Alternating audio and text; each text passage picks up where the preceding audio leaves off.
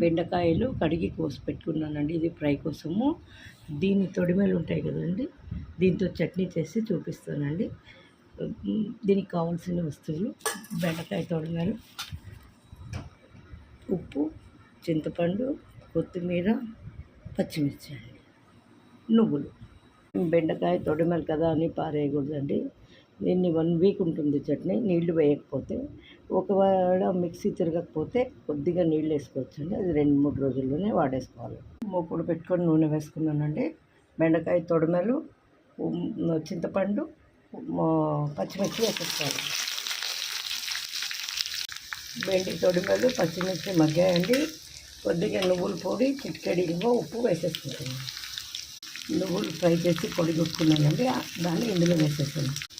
కొత్తిమీర వేసుకుంటున్నానండి. మిక్సీ పట్టి పోపు వేసుకున్నానండి. బెండకాయ తొడిమె చట్నీ రెడీ.